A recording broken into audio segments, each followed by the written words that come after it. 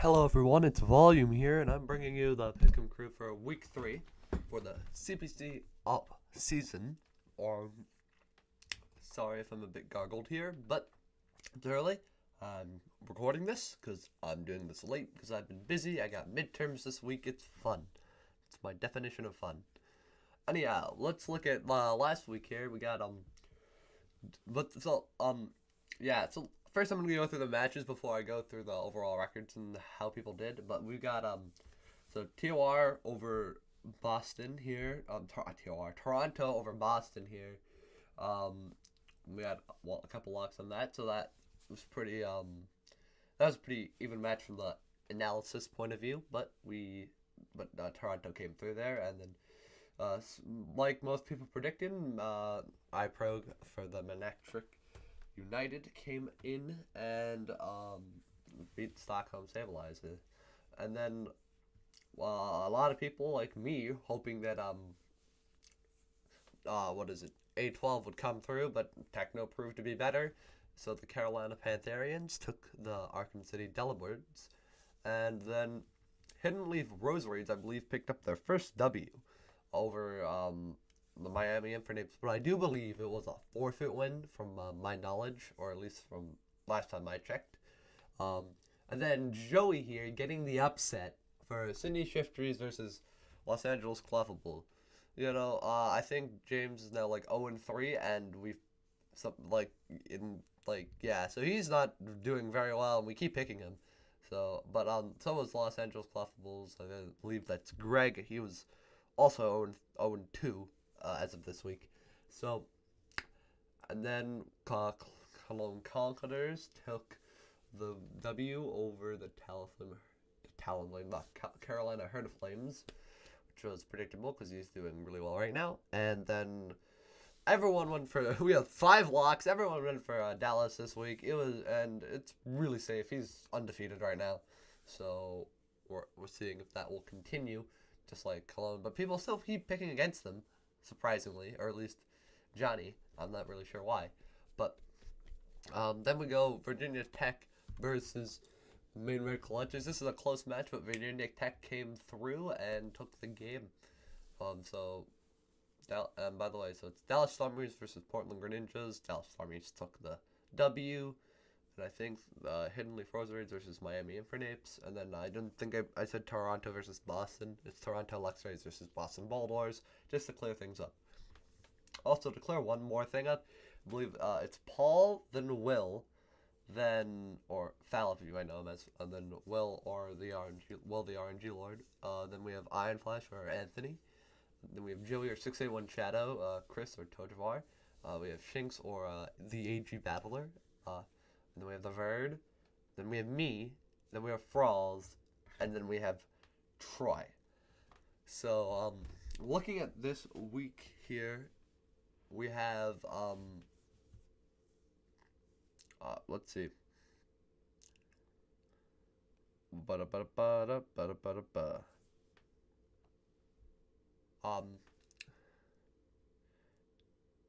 He's 5 so Troy went 5-3. Again, so he's 10-6. Sorry, something blanked in my mind there, but anyway, that's kind of a random fact. Anyway, so for who did the best this week, Joey kicked everyone's ass, only getting one prediction wrong, going for the Main Red Clutches over Virginia Tech. So, only thing he messed up on. And then Paul and Chris continued to do well here. I do believe there's another sheet error. The Verd went 6-2 as well, not 6-3. That's physically impossible. So perhaps we had a typo on our sheet, or just a typo. Sorry for the GFX errors, but I think at this point it's too late for me to ask for that to be fixed. But hopefully that's not the biggest of deals. Now we have we have me and a couple other people, Troy, 5-3, and I do believe that's it. And then we had Will and Frawls go 4-4. We had Shinx go 3-5, and Mr. Iron Flash 2-6. So not weak for a lot of people, but no, everyone got their locks. So except for Shanks, because he decided he'd lock against Virginia Tech every week, which probably not the smartest decisions, but I don't know how much he is invested into this pick'em crew. But that leaves us at the overall records here with Joey miles ahead of everyone. The only person who's anywhere close to him is, well, I guess it's not that far if he fucks up a lot, and everyone else does really well, but that's kind of hard to do. Paul's at 16-8, and then everyone else is pretty much at 14-10. So Paul managed to take second here. Joey's in first, despite not having perfect lock of the weeks. And then out of the 14-10 people, which would be me, or no, Will. Let's go in order here. Will, Tojavar, me, and Froakies. Froakies and Will have 3-0 in their lock of the week, so they're 14-10. And so they're in third, or tied for third, and then technically fourth, but tied for fifth because of how ties work. Me and Tojavar here are 2-1 for our locks, but we're also 14-10. And then there's the people who are just kind of really behind.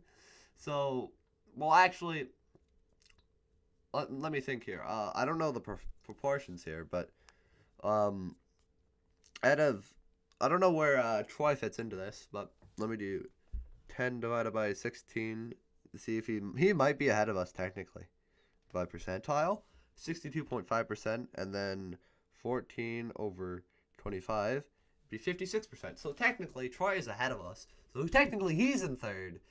And then Will and Froakies are tied for fourth, and then Chris and I are tied for sixth. So and then we have everyone else, or being Iron Flash and Shanks here, who had really poor weeks, are at 11-13 right now. But Shanks is 1-2 in his locks, so Iron Flash is ahead, and Shanks is, unfortunately for him, dead last. Oh, and I missed the Verd. So Verd and Iron Flash are tied here. So that's what it looks like right now. So anyhow, moving into our next thing. So who everyone picked for this week.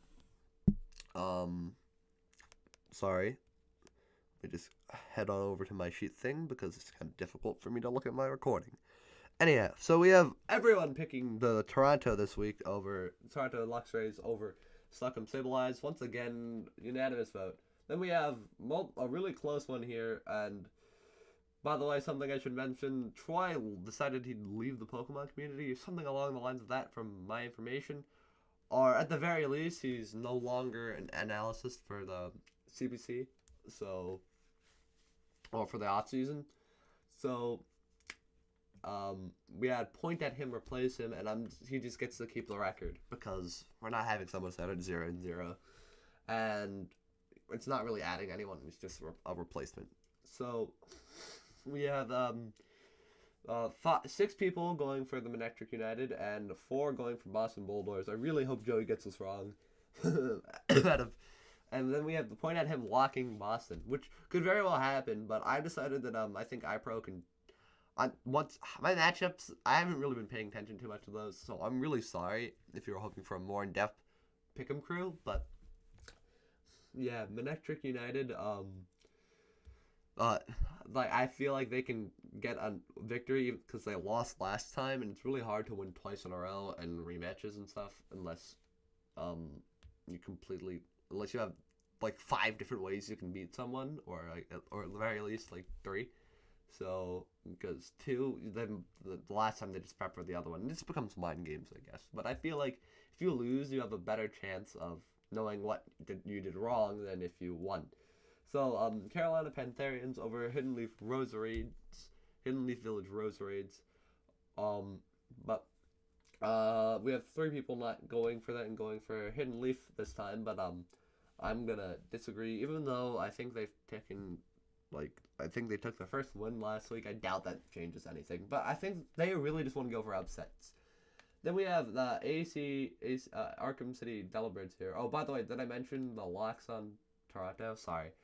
We have Iron Flash, Chris, and Froakies locking Toronto. Then Arkham City Delibirds versus the Miami Infernapes we have 2 locks there for Will and Paul, locking 8-12. And yeah, Arkham $50 is Miami if I name. Sorry, I'm blanking. And so, yeah, and we have 2 people going for Miami here, but no locks. And then next match is surprisingly close. Carolina Hurtiflames versus Sydney Shifters. I don't know why 4 people decided to go for Sydney here, because Carolina won last time and Sydney has yet to pick up a game. But perhaps he made misplays last time, and that's just what I don't know from looking at previous games that in depth. So, then we have the Cologne Conquerors versus Los Angeles Cleffables, and Los Angeles Cleffables took 1 win, and 2 people decided to pick for them, even though Johnny, I think, is a really solid pick. Shinx finally decided to not lock against Virginia Tech, and Shinx and I went for Cologne, and I think this is the first time he's gotten 2 locks, so I find really surprising that we haven't unanimous on him yet, because I think he's a really good battler, and his team is really strong. Then we all unanimous on Dallas here, but no one picked him because most people, or no one locked him because most people locked him last week. So then Virginia Tech, we have 2 locks on him, including Joey, the Verd. So, and then we have Point at Him going for Portland. Point at Him's new here, so I assume that's why. Otherwise, I really don't see any reason to pick them, because they're 0-3. And when they have been picked, like they've lost all the time, and they've been pretty. I think they've lost pretty badly. But perhaps the team matchup looks in their favor, or he doesn't know what's going on. But with that, we'll see how things go. And I just realized there's another screen error. This is week 2 total. Week 3. I'm sorry. I guess some Paul Rush stuff or that, something along those lines. It happened, but because we're busy people, we have other lives besides CPC. I hope I was legible enough. It's early. I might not have had enough water. Who knows? But thanks for watching, and I'll see you all next time.